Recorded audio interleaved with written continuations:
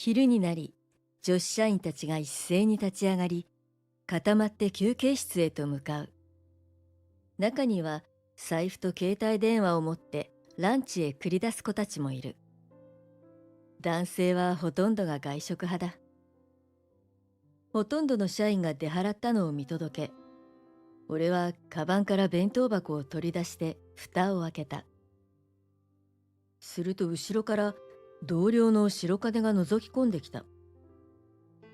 松田、お前また貧乏くさい弁当持ってきてんのかよ。白金は外食派だが、俺に嫌味を言うため、わざと遅くに部署を出たのだろう。いつも外から帰ってくると、今日は雑誌に載った有名なフランス料理店に食べに行った。とか、懐石料理の昼のコースが最高だった。など、いちいち大きな声で自慢げに話してくるようなやつだった。大卒で金持ち家庭に育ったことを鼻にかけている白金は、高卒で貧乏な俺のことを入社した時から特にずっとバカにしており、何かと俺に突っかかってきた。俺は小学生の時に両親を事故で亡くし、それ以来祖母に育ててもらってきた。祖母は自営業をしていたので生活は何とかできたが、他の同級生のように新しいものはめったに買ってもらえなかったし、贅沢はできなかった。そのため、貧乏だと馬鹿にされたり、からかわれることは日常茶飯事だった。そんな時、ばあちゃんは俺の好きなご飯を作ってくれた。おいしいご飯を食べれば、悲しい気持ちも、悔しい気持ちも忘れられるよ。また明日から頑張ろうって思えるからね。ばあちゃんのご飯を食べながら話を聞いてもらい、優しく励まされると嫌な気持ちが減っていき、前向きになれたのだった。ばあちゃんのご飯は、俺にとって心の栄養剤だ。だから、ばあちゃんが心を込めて作った弁当をけなされるのは許せなかった。これは、俺のばあちゃんが作ってくれた手作り弁当なんてバカにしないでください。とか、俺がどんな弁当を持ってこようと白金さんに迷惑かけるわけでもないですし、いいじゃないですか。などと反論した。同期とはいえ、俺は高卒。白金は大卒で4つ上のため、俺は嫌味を言ってくる彼に対しても敬語を使っていた。案の定、白金は面白そうにさらにからかってきた。さすが年寄りの作った弁当はまずそうだな。彩りも悪くて茶色ばっかじゃねえか。ああ、迷惑かかってるよ。お前が弁当の蓋を開けた途端、会社全体が煮物臭くなって迷惑なんだよ。ここで仕事しなきゃいけない社員たちの気持ちを考えろよ。白金以外に席でお弁当を食べることに苦情を言われたことはないし、課長だって愛妻弁当を持参して食べている。これは俺への嫌がらせであることは明らかだった。こういう奴らに対しての一番の対処法は無視だ。反論したり、相手にするとつけ上がったり、逆上して余計に厄介になる。たとえばあちゃんの弁当をけなされようと相手にしてはいけない。そう俺は考え、このところは何を言われても無視している。今日もまた、俺は白金の発言が聞こえなかったかのように無視して弁当を食べ始めた。白金はしばらく俺に嫌味を言い続けたが、ランチの時間がなくなることに気づいて、舌打ちをして出て行った。社会人になっても、まだ小学生のような悪口を言ってくる奴がいることに呆れるが、きっとこういう人間は、年を重ねたところで性格を変えることはできないのだろう。そんなある日、お昼休みに入ると、白金が俺に声をかけてきた。松田、お前いつもまずい飯食ってかわいそうだから、今日は俺がランチをおごってやるよ。一体どういう風の吹き回しだろうと思いながらも、俺は丁重に断った。ありがたいんだけど、俺にはこれが。そう言いながら、風呂敷に包んだお弁当を取り出すと、俺の言葉尻を待たずに白金がそれを奪った。あまりの暴挙にあっけに取られる俺の前で、風呂敷を解き、弁当箱の蓋を開ける。なんだよこのゴミ臭い弁当。こんなん食べる価値ねえだろ。なんと白金は近くにあったゴミ箱に向けて弁当箱を逆さまにした。もちろん中身はボトボトと落ちていく。あまりのショックに絶句し、言葉を失った。これで断る理由がなくなっただろう。俺が今日はお前にとっておきの洋食レストランに連れて行ってやるから付き合え。こんな弁当より100倍うまいぞ。得意顔で告げる白金の言動に、怒りで拳をわなわなと震わせる。白金、なんてことしてくれたんだお前。責任取れよ。低くドスの効いた声で告げた、いつもとは違う俺の様子に、白金が、えと顔を引きつらせた。その直後、背後から声が響いた。失礼するよ、松田君。頼んでおいた弁当は持ってきてくれたかね。振り向くと、そこにはうちの会社の最大な取引相手である会社のお隣社長が立っていた。お隣社長、なぜここへ。白金は予想外の事態にパニックとなり、声を裏返らせて叫んだ。お隣社長はデスクに置かれた風呂敷包みと弁当箱を持つ白金、そして中身が捨てられたゴミ箱に気づいて唖然とし尋ねた。一体これはどういうことだ。俺はお隣社長に深く頭を下げた。申し訳ございませんでした。実は祖母にお隣社長が好きな惣菜を積み合わせたお弁当を持たせてもらったんですが、お渡しすることができなくなりました。俺のばあちゃんは惣菜屋を営んでおり、お隣社長はそこの常連だった。お隣社長が引っ越してからはなかなか惣菜屋に行けなくなったため、うちの社長との打ち合わせがある今日に弁当を持ってくることを頼まれていたのだった。お隣社長の視線はゴミ箱の中の食べ物に釘付けだった。これを捨てたのは誰だね。疑問形でありながら確信を持った声だった。白金がビクッと大きく体を震わせる。私です。消え入りそうな声で答えた彼の顔は蒼白となっており、今にも倒れそうだった。君は何の権利があって人の弁当を勝手に捨てた。どうしたらこんなひどいことができるんだ。お隣社長の怒声がオフィス全体に響く。愛妻弁当を食べていた課長が何事かと慌ててやってきて、お隣社長に平謝りした。うちの社員がご迷惑をおかけしまして大変申し訳ございませんでした。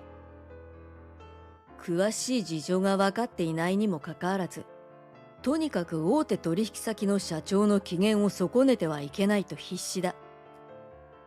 白金は自分のやったことの重大さに改めて気づかされ、課長と一緒になってお隣社長に頭を下げた。大変申し訳ございませんでした。今すぐこれと見合うお弁当を買ってきますので。そう答えた白金に、お隣社長の眉間のシワが一層深くなった。君は何も分かっていないな。どうして私がわざわざ松田君に頼んで弁当を持ってきてもらったと思っているんだ。これはトモさんが心を込めて一品ずつ作った弁当なんだ。そこら辺で買える弁当なら自分ですでに買っている。なすすべがなくなった白金は途方に暮れて泣き出したが、そんな彼にお隣社長は冷たく言い放った。謝るべきは私ではなく松田君であり、彼のおばあさんだ。こんな非常識で程度の低い社員がいるとは実に不愉快だ。俺はカバンの中からもう一つの弁当を取り出し、お隣社長に手渡した。お隣社長のお好きな惣菜が入っているかどうかはわかりませんが、これは祖母が私に持たせた手作り弁当です。もしよかったら、こちらを受け取っていただけませんか？お隣社長が目を見張る。でもこれは君のお弁当なんじゃ。俺は安心させるように笑顔でうなずいた。大丈夫です。今日の昼は白金くんにおごってもらうことにしますから。今度は白金が目を見張った。お隣社長は俺が渡した弁当を手に、松田君に免じてこの件は私からは言及しないことにしよう。だが君は自分が今までにしたことをよく反省するんだな。白金にそう言って社長との打ち合わせのため部署を後にした。俺は課長にこれから昼飯を食べに行く許可をもらい、白金と共に部署を出た。白金が連れてきてくれたのは雰囲気のいい洋食レストランだった。ハンバーグランチで2000円を超え、とても俺が行けるような店ではない。たまには外食もいいものですね。俺がそう言うと、白金は深く頭を下げた。松田、本当にすまなかった。それからどうして弁当を捨てるような真似をしたのか話し出した。白金の両親は共働きで経済的に恵まれていたが、いつも二人とも仕事で帰りが遅く、週末すら両親と一緒に過ごすことはめったになかった。遠足や運動会などの学校行事でお弁当を持ってこなければならないときは、母親が有名店から取り寄せて高級な弁当を用意してくれた。みんなが家族と楽しそうに手作り弁当を食べてる中、俺は誰が作ったかわからない弁当を一人で食べてさ、すごく寂しかったんだ。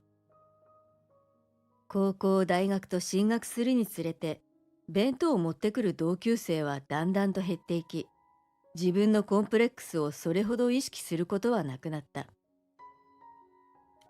けど松田が職場に手作りの弁当を持ってきていて、それがすごく手の込んだ手作り弁当だって分かったら嫉妬したんだ。そこで俺に劣等感を植え付けるため、高卒であることや貧乏であることをからかい、それに反応しない俺に逆上したのだという。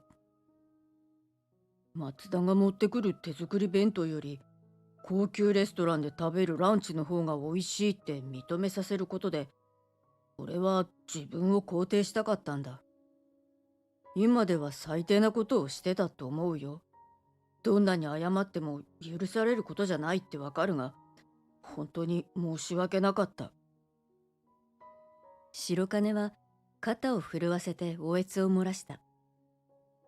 俺は両親がいて何不自由なく育った白金が羨ましいと思っていた。こんな苦しみを抱えていたなんて知らなかった。もし今後俺に嫌がらせをしないというのでしたら、俺はあなたがやった行為を訴えることはしません。俺の言葉に白金は涙を流し、もう絶対にしないと誓った。翌日、俺は白金に弁当を渡した。ばあちゃんに昨日のことを話したら、これをあなたに持ってけって渡されたんです。白金は唖然とした顔で尋ねた。いのか？ばあちゃんがあなたに食べてほしいんだそうです。そう言うと、白金は、ありがとう、と言って受け取った。その後、白金はカスタマーサービスセンターに異動となった。課長からの報告を受け止めた上層部の判断だ。白金は異動通達を神妙に受け止め、生まれ変わった気持ちになって働きます、と答えていた。白金とは部署は離れたが、彼とは毎日のように顔を合わせている。というのも、あの日以来ばあちゃんが毎日白金の分の弁当も俺に持たせるようになったからだ。白金に初めて弁当を渡した翌日、彼はばあちゃんの惣菜屋に顔を出した。おばあさんの温かな心まで伝わってくるお弁当を食べさせてもらって、どんなに自分が愚かなことをしたのか分かりました。大変申し訳ございませんでした。明日から毎日お弁当作ってあげるから、たくさん食べるんだよ。と声をかけた。そんなばあちゃんに恩義を感じ、白金は惣菜屋に足しげく通うようになり、すっかり常連となった。先日、白金はお隣社長と惣菜屋で鉢合わせした。恐縮する白金に対し、ばあちゃんはお隣社長に向かって褒めた。この子、すっかり心を入れ替えていい子になったんだよ。お隣社長のおかげだね。お隣社長がそれを聞き、笑顔になる。トモさんの作ったご飯を食べたら笑顔になっちまって、誰も悪さはできなくなるさ。お隣社長が白金の肩をポンと叩く。頑張れよ。白金は力強く、はい、と答えてうなずいた。休日には白金は俺と共にばあちゃんの店の手伝いもするようになり、白金はばあちゃんのもう一人の孫のようになっている。俺、本当に悪いことしたけど、それをきっかけに松田やトさんと関わるきっかけができたことに感謝してるんだ。白金の顔からは昔の意地悪な表情は消えていた。まるでつきものが落ちたかのようだ。俺もだ。すっかりわだかまりが消え、彼は俺の親友となった。2年のカスタマーサービスでの仕事を終え、4月に白金は俺のいる部署へ戻ってくることが通達された。その時には良き仕事仲間となることだろう。